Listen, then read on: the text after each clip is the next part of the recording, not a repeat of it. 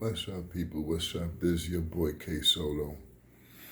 You know, I was sitting here looking at a movie. Being honest to you guys, sitting here looking at a movie and shit, just thinking about back in the days.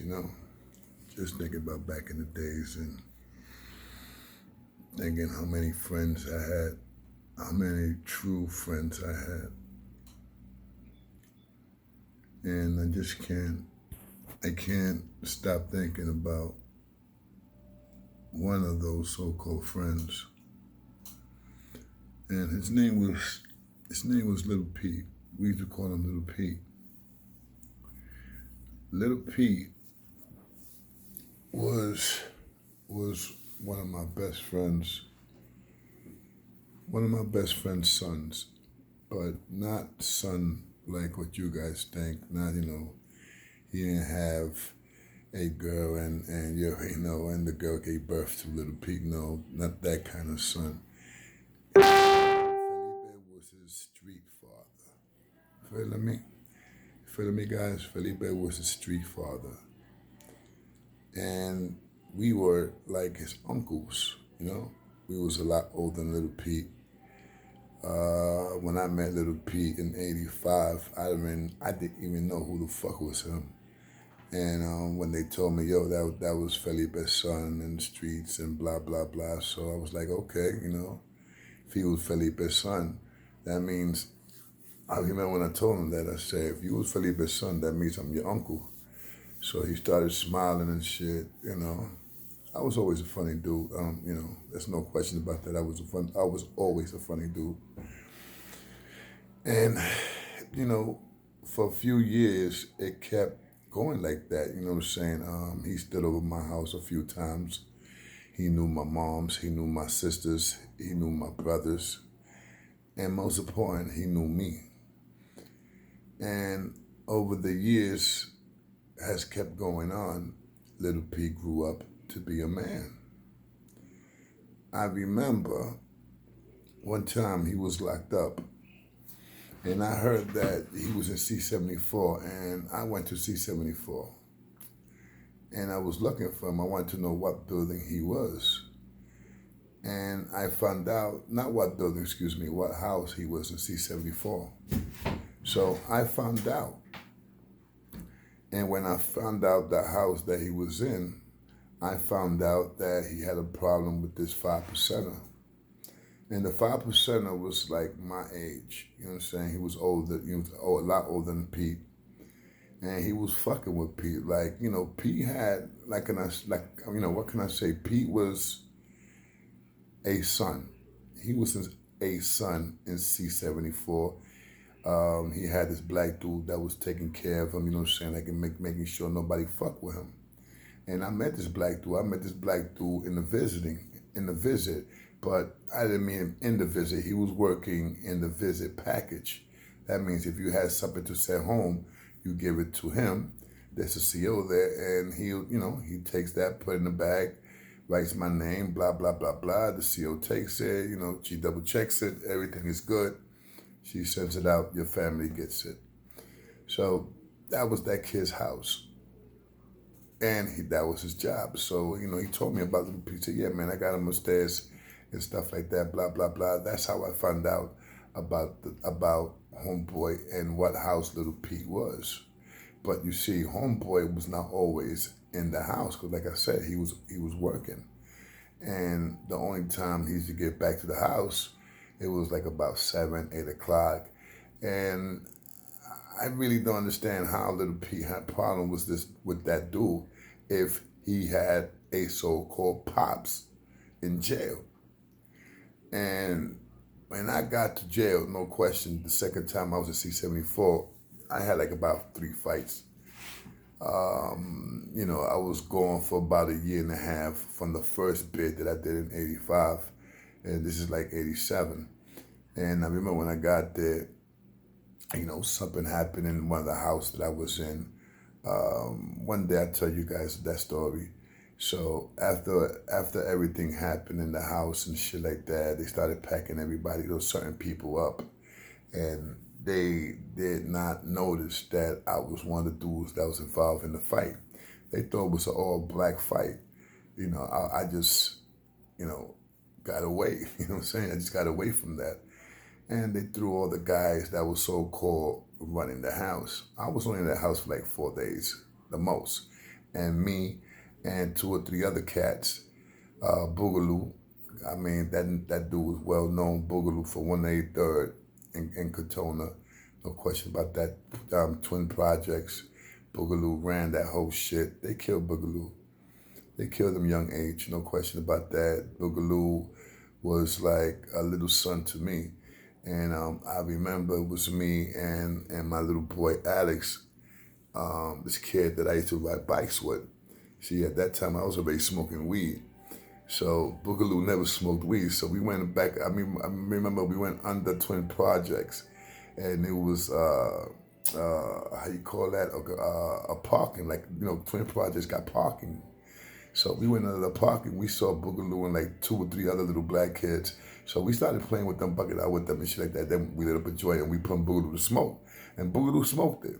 So I remember that story when I saw Boogaloo in C-74 that he told me, yeah, y'all remember, man, the first joint I smoked, you put it in my mouth. And then, we was laughing, bugging the fuck out. And when I left that house, that was the last time I saw Boogaloo, man. 2 or 3 years later, man, I found out that he got murdered. He got murdered, man. Boogaloo started doing his thing with drugs, started selling his, started making money, and dudes killed him, bro. I heard it was a robbery and shit like that, and Boogaloo wasn't going for it, and he got blasted, man. He got murdered. Rest in peace, Boogaloo. Good dude, real good dude. But anyway, back to Little Pete. So, like I said, guys, Little Pete was somebody like Boogaloo, you know what I'm saying? Hughes boys brought him up, Hughes boys. And I'm talking about me, Holy Cow, White Boy David, Macho, Little Miguel, Felipe's brother, Mick 2000, Willie, Sal. Talking about all the older guys, Chael, all the older guys that was there at that time. You understand what I'm saying, guys? Holy Cow 2 was enrolling with us that much at that time. Landy was enrolling with us that much at that time. A lot of dudes broke out and a lot of dudes were still coming in. And it was a part of my job at one time, me and Holy Cow, that, we had to take over the Hughes boys, you know what I'm saying? Because at one time, me and Cow was running the Hughes boys, let's keep it real. Keeping it real, me and Cow was running the Hughes boys off of the club that we had in the building right there, right in the corner of Hughes Avenue, right across the street from the Jinglings. So anyway, all the times and fun that we had, and I'm talking about Hughes boys, Little P became a Hughes boy, no question about that. He got to bust his gun for us. He got to take care of Bobism. Bobism used to be a TCK kid. I never met Bobism and stuff like that, but, of course, he was an enemy, because if he was a TCK, he was an enemy amongst me. You killed, not only you killed my press, you killed one of my best friends, actually my best friend at that time. You understand what I'm saying? And I was not there. I was in jail. I had my own beef with some of the dudes that TCK knew. You feel me? So and these dudes was my boys at one time. They was my boys at one time. But what happened was that shit, they had, the Hughes boys went and violated one of their boys, and that's the shit. That's how everything started. That's how my man got killed. And let me tell you something. And also in 1997, I wound up with this dude. I wound up with the dude that got jumped by the Hughes boys, and shit started. That's how everything started, by him getting jumped. That's how he started. And I remember one time, this nigga was kind of crazy. We in the mess hall, we was working with each other. We was working right next to each other, saying? We had the dishes and stuff like that. I was working on the dishes. We had the machine, I was stacking them and he was taking them out. We had the shit locked down. We had it. We was good. Everything was beautiful. One day we argued about something. I forgot what it was. We argued about something. And the dude came out and said, and you know, while we was arguing, came out and said, yo, that's why they kill your man, because of me. When he told me that shit, bro, I said, what did you say? He said, you know what I said? So right there, I hit the dude. I just kept hitting him and hitting him. And yo, I did not want to stop hitting this dude. If it was not for the three dudes that was with us, that it was Flacco, this black kid, we used to call him Stretch. No, not Stretch, Lurch. We used to call him Lurch, and this other dude that somewhere down the line, we always thought this nigga was gay. So those three dudes plus the other dudes, you know, Flacco and them stopped it and shit like that. But I was pounding this nigga out. This nigga was gushing in blood. We had to take him, clean this nigga out and everything. And he was no slouch either. He was no fucking slouch. This nigga was crazy built. Bigger than me, bro. Bigger than me. I'm not lying to you. Bigger than me, but he just couldn't fight better than me. You know what I'm saying? So I hit him a few times, boom, boom. Like I say, he fell, and I kept hitting him at the top of him, boom, boom, boom, boom, boom. And, you know, they stopped me and all that shit. They broke it up. But, you know, I was a Hughes boy. And I was dedicated. And like I said, bro, my main thing is loyalty. So the fucked up thing about Little Pete didn't have loyalty. He did not have fucking loyalty, not one bit. Not one little, the way I be saying it, little, none of that. You see, Little Pete was the type of dude that when the drug thing came on, you see, Little Pete wanted that dream. He wanted to be that guy. He wanted to be the guy that everybody could count on. He wanted to be that bodyguard or that big time drug dealer or whatever the fuck he wanted to become, but he was not fucking loyal. You see, Little Pete started doing a lot of things. He started going, you know, after the Hughes boys, you know, started like breaking up little by little at a time, because we was always Hughes boys. In our heart, we was Hughes boys, man. But we had to change. We had to do something for ourselves. Now we growing up, guys. We not the teenagers. We not the young, 20s. No, we still was in our 20s. But we was not the teenagers anymore. Now we in our fucking 20s, bro, 20. I was 19 years old, man, when I went up to state my second time. You feeling me, guys? So, you know, when that shit happened, no, actually, my first time when I went upstate, I was 20. So when all that shit happened, you know, and the drug thing started taking over and stuff like that, and that's when you knew who was loyal and who was not loyal. You know, a lot of dudes that we thought that they was brothers was not brothers, and Little Pete was one of them. You see, the mistake that Little Pete did was that he started shitting on us. He started shitting on the Hughes boys, the dudes that brought this nigga up, the dudes that was there for this motherfucker, the dude that slept in everybody's fucking house, the dude that we beat the shit out of the dudes that used to fuck with Little Pete. I remember one time we went to that nigga's school. We went inside of fucking school, and that's another story. We went inside the school for that dude, Little Pete. You know, we could have got locked up, but we went inside because we was fucking loyal. You fuck with one of us, we're gonna fuck with thousands of you. That's how it was. That's how it should be. But Little Pete did not have that. He didn't have that heart. He had heart, but he didn't have that heart. So he got down with this dude named Sanford. Sanford was Sanford was a crackhead.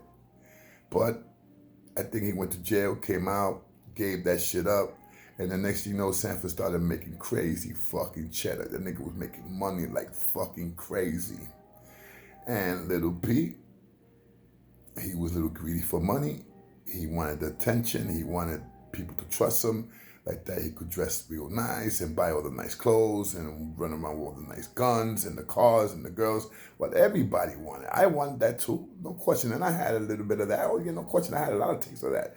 Even the last time I was doing my thing, I had a big taste out of that when I started messing around with my wife, Joyce. You feel me, guys? Joyce was in that business in Manhattan. I had that shit locked down. Joyce had Midtown Manhattan locked down. Every fucking bar out there, straight, gay, they had Joyce cocaine in that motherfucker. I met Joyce in the club where I used to work at. That's how I met Joyce. She was chilling with this dude named Tony. Tony was the DJ of the club, and I was the head bouncer there. No, actually, I was the second in command, and there was this dude named Tiny. But he didn't last long once they got a taste of me. Once they got a taste of me, but Tiny was like the second guy in charge.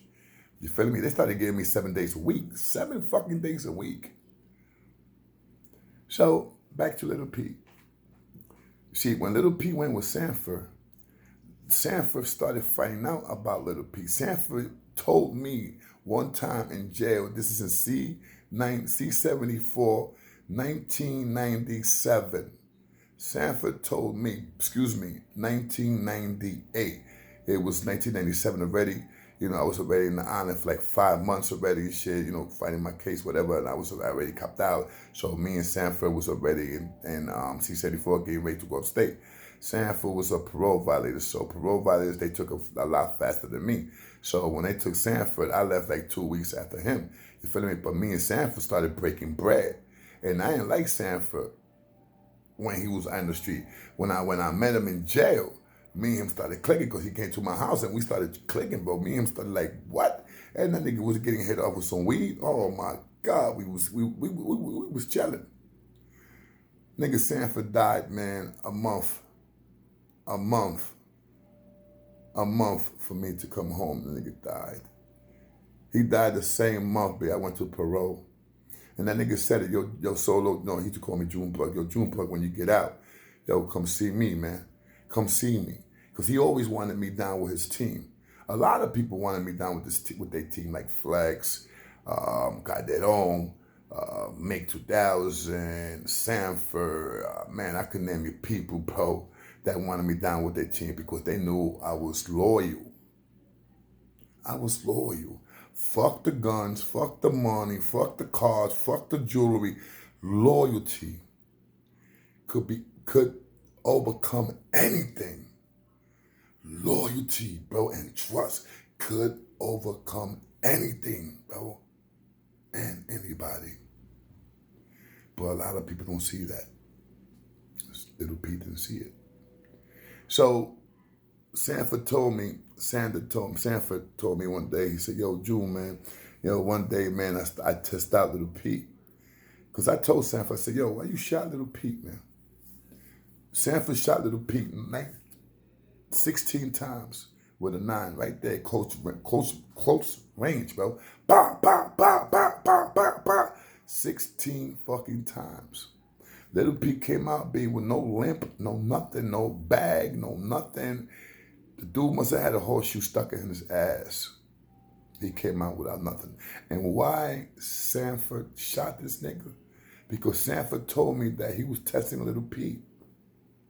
Because Little P used to tell this nigga, yo, if any of these motherfuckers violate you, let me know. I could take care of that. And he was talking about us. Sanford saw that. And Sanford like, damn, this nigga, these motherfucking dudes raised this motherfucker. And he's ready to fucking kill one of these dudes for a little money? Dudes ain't loyal. So, what happened? Some shit happened between him and Sanford and something else. Sanford didn't want to tell me about that. But whatever it is, the only one that knew was Sanford and the person that was down with that and Little P. So Sanford shot this nigga. Little P made it.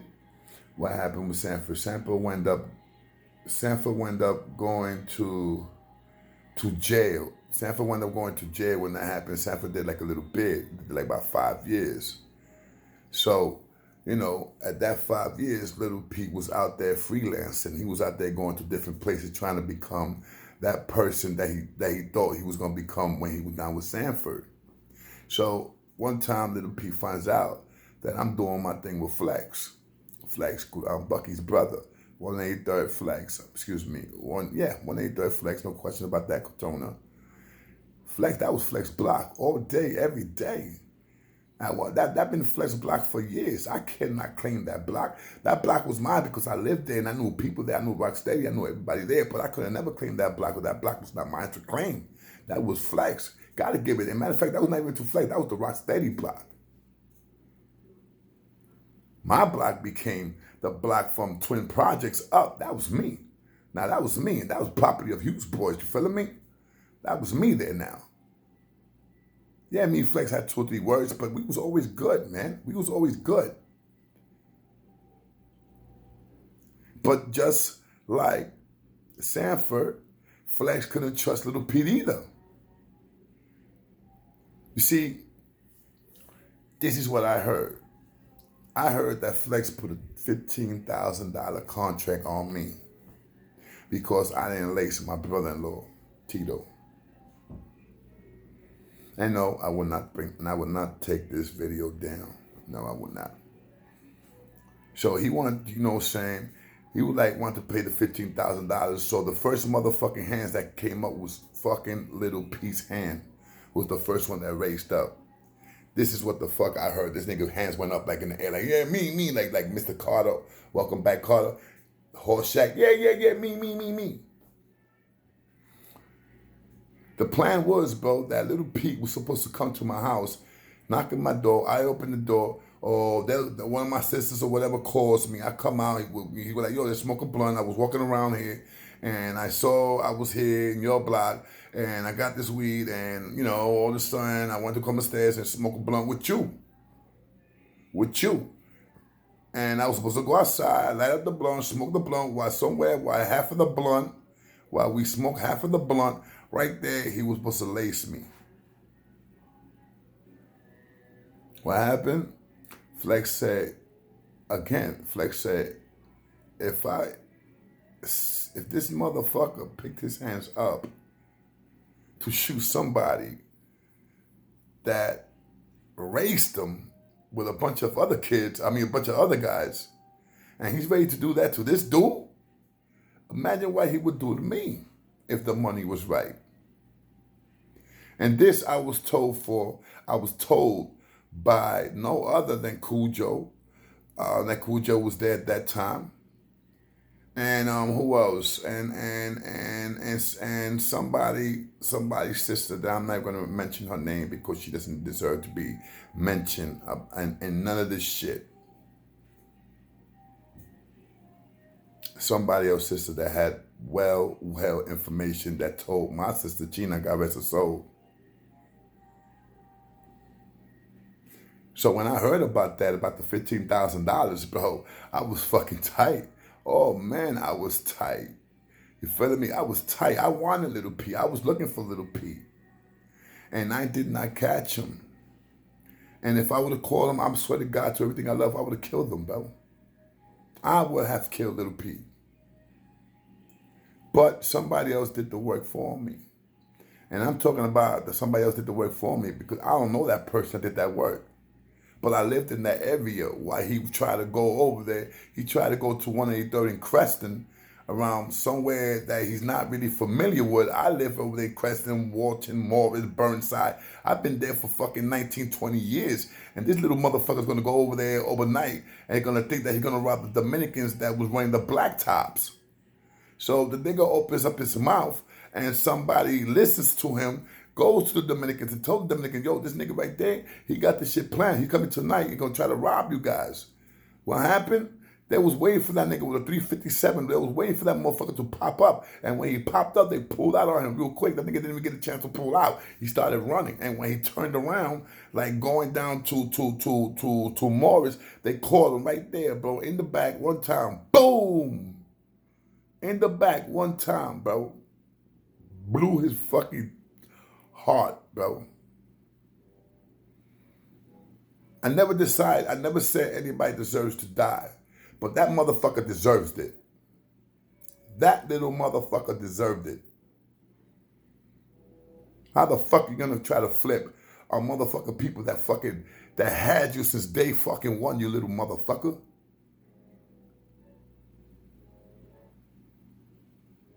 Niggas gonna kill me in my motherfucking building where my mother lived at, where my sister, where I rest my fucking head. The nigga didn't have the motherfucking audacity to try to catch me somewhere in the fucking street. No, he tried to come to my fucking house. So thank God this nigga Flex said, yo, turn it down. And got rid of this nigga, told the nigga, yo, get the fuck out of here. Nice looking, Flex. I don't know if you did it because of me or I don't know what's going on, but I'm pretty sure I know you, Flex. You did it because Little P. You couldn't trust him either. Remember, Flex, we know each other since we was kids, bro. So that was the life of Little P, a little fucking snake. And can I forgive him? No, I can't forgive him. Some of my boys, man, told me, yo, Solo, man, you gotta forgive that dude. No, I can't forgive him. I can't. That is like a fucking brother. That was like a fucking son. That was like a fucking nephew. That's how I love the Little P, bro. That's how I love him. But he took that shit and he let money overcome friendship, brotherhood, bro. Brotherhood, because the Hughes boys, T.H. motherfucking B. We was like brothers, bro. We slept in each other's house. We fucking had fucking orgies, bro, with fucking different kind of girls, bro. All of us running around butt naked, bro. We had party like that, man. We used to do it like that, bro. We had fucking little chicken heads that we used to call chicken heads, bro. That I used to like blaze them, pop, pop, pop, pop. Like, yo, man, take care of that. Go get that. Make sure that bitch takes a shower with me. I just bust all over her. That's how we used to do. But we always had respect for our main girls, and they always had respect for the main girls. Because you don't say, because if you violate one of our main girls, and you're a Hughes boy, off with your fucking head. Off with your fucking head. No question whatsoever. Another Hughes boy's wife, girl, you look at her like a fucking sister. That's how it was taught by Felipe and also by the Chingalings. If she was not a regular chicken head, what we used to call chicken head back in that time, bro, and we used to like, yo, hey, man, yo, I don't want the bitch. And that was with your permission. I was never one of those dudes that had a girl and say, yo, take that. Nah, I didn't give a fuck if she was a chicken head. But she was like one of those, what I used to call a gooseneck. Well, I used to call a gooseneck. A gooseneck was a girl that always looked like sucking dick. And she didn't give a fuck whose dick she sucked. If she was one of those girls, bro, I would put her suck my dick. And after that, I'll say, yo, here, take care of that. But a regular girl, let's say a regular girl that I meet and shit, and she's a little chicken head, whatever, she got a little reputation and stuff like that. Nah, I wouldn't do that to her because that's considered rape. That's considered fucking rape. When you fuck a girl and you be like, yo, go ahead, guys. That's considered fucking rape. And that's one time Holy Cow tried to do. Holy Cow tried to do that shit. And I love Holy Cow. I love him, man. God knows I loved him. But he tried to do that shit with his own brother's girl, man. With his own brother's girl, bro, will Sell. And I never told Sell this. I never told Sell why Holy Cow was alive. I never told Sell this, man. I told Holy Cow that I said, yo, that girl that you had here, man, I didn't know that was Cell's girl. She told me what you tried to do with her. Yo, I remember because all I was hearing was names. I'm sleeping in the sofa that we had in the club. It was an apartment right down Hughes Avenue. We sleeping.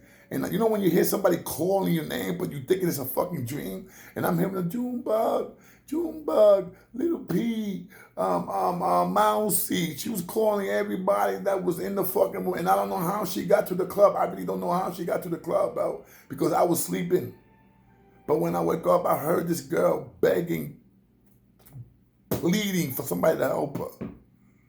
I went into the room when I saw this beautiful young girl because she was gorgeous. I looked at her and said, holy cow, what the fuck you doing? Yo, get off her right now before I beat the shit out you, Cal. And I used to trust Cal. I used to respect Cal. I used to respect Cal like a big brother. Remember, he had a bigger rank than me at one time, but when I became an officer, I was lined up with him. You feel me? And I still have respect for him. I still have respect for him like an older brother, but I couldn't respect somebody that was trying to force a girl to have sex with him. And then a girl that used to go out with his brother. She went looking for Sal. She went looking for Sal. Yeah, okay, I had sex with her. No question about that. I did. It was not forceful. I took the girl home. I took her to my house because I couldn't leave her. I was young, but I was like fucking what, like 17, 18, something like that. I couldn't leave her out there in the streets. I couldn't leave her out in the streets. I couldn't leave her in the fucking club. Holy cow would have, you know what I'm saying? Holy cow would have forgot about it, man. So I took her home to my mom's house, B. I took her home to where I lived at, where I rested at. And I let her stay in my bed. I said, I'm going to sleep in the living room. About an hour later, I'm sleeping in the living room, bro. She gets up, and I'm hearing somebody pushing me. I look up, and it's her saying, no, don't sleep here. Sleep in the room. I'm like, okay, no problem. I mean, she was beautiful. She was. I ain't going to front. I even forgot the girl's name. That was years ago. We only had sex one time. It could have been a girl that I could have fallen in love with. Trust me, that's how beautiful and sexy she was. But I could have fallen in love with this girl. And maybe I did it. Maybe I did it because I liked her. When I first saw her face, man, I was like, oh my God, she's beautiful. Holy cow, what's up, man? This is, yo, it was wrong. It was a picture that you knew it was wrong. You knew it was wrong. You know it was wrong when you saw the face of this beautiful girl with holy cow, and you knew something was wrong. And when I went in the room, I like, holy cow, what the fuck you doing? And I looked at her and said, who the fuck are you? She said, I'm Des' girl. I mean, not Des' girl, excuse me, Des, I'm sorry, Des. With all due respect, I'm sorry, Des. And for your girl not to listen to this, it was a mistake. I'm Sal's girl. And I looked at Holy Cow and said, yo, Sal, that's your brother. Your cow, that's your fucking brother. That's when I see your cow, let her go, bro. Let her go. If not, I will fuck you up right here, B. Cow, let her go. I said, get dressed up. I mean, talking about get dressed up, like put on your shirt and put on your sneakers and shit like that. She put them on, bro. This girl was so fucking happy, bro. I took her home. I cooked the breakfast. She ate. I got home like something like 5 o'clock in the morning, son. So, and thank God I heard that girl screaming out my name. So I took care of the girl. She ate. Everything was beautiful. I told her to stay in my bed. An hour later, I go to the sofa. An hour later, she's pushing like, yo, get up. Look, beautiful girl, bro. She took a shower and all that crazy, and it made her more beautiful. It's something about girls that I love when they got their hair wet. I mean, it's something about that just drive me crazy. Anyway, so, she tells me, yo, blah, blah, blah, sleep in your bed. And I was like, all right, so I go, respectful. I like to sleep next to the wall. That's something that I always liked, always loved. And she used to like the wall too. So she was like, I went straight to the wall. She said, no, I'm your guest. Remember that? She said, no, I'm your guest. I got to sleep to the wall. You got to protect me if somebody comes through that door.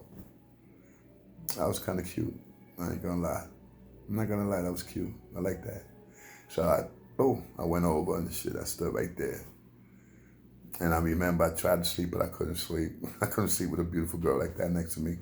You know what I'm saying? And when I turned around, try to sleep, her eyes was wide open. I saw that you can't sleep. She said no. And she kissed me. She kissed me. Beautiful kiss. Something that I will never forget. I will never forget that. I would love to know her name again. I would like to know her name. But if Sal ever sees this, Sal, like I said, Sal, you wasn't going out with her either. She told me that you broke up with her, that you didn't want to be with her. I think you was going out with Cookie at that time. You started going out with Cookie. So it was not something that I disrespected Sal. No, I did not. No, I did not. My intention was not to have sex with this girl. She woke me up and I laid down and she told me about Sal. After we had the sex, she told me about Sal. But first she told me about Sal when we was going home. She told me, I said, yo, what you was doing upstairs? Because I asked her, I said, what you was doing upstairs, bro? Well, holy cow. She was like, oh no, we went upstairs looking for Sal and he was there, so that's Holy Cow's brother. So, he put me to smoke a joint. I smoked a joint. And I said, but if you didn't see Holy Cow, why you didn't leave? She was like, but that's Holy Cow. She said like that, that's Holy Cow, that's Sal's brother. I would never thought he would do something like that to me. And that's probably what hurted me the most, man. That's what probably hurted me the most. The next day, after that happened, well, actually not the next day, the same day that I slept, I woke up about maybe 3 o'clock in the afternoon. She was already up. She knew my sister. And when I woke up, she was talking to my sister, China Maria. I call her China now, but it always been Maria. So she was talking to Maria and stuff like that, blah, blah, blah. I was like, you know each other? She was like, yeah. So they used to go to school with each other. So they talking and everything, blah, blah, blah, and stuff like that. I said, all right, I could break out of here. So I broke out. I went to the club. I went upstairs. Holy Cow was mad quiet. So I looked at Holy Cow, and my tears came down, because my tears did come down, man. I was like, Holy Cow, man, I'm sorry. Like, I came out to you like that, man. But you ain't supposed to do something like that, man. You're not supposed to do that, man. I don't care to what girl, who girl, how many girls, or how the girl is. You don't force a girl. You don't do things like that, man. I got sisters, and I got a beautiful, gorgeous daughter, and I got two beautiful granddaughters, man, that I don't even know them like that, man. And God, I know if I would take them, I would love these two little girls. They my blood. They my fucking blood. Whew. Anyway, man. And for little P, like I said, I can never forgive him. Not until the day I die, but I can never forgive him. I forgave Holy Cow. I forgave all those Hughes boys out there, Landy.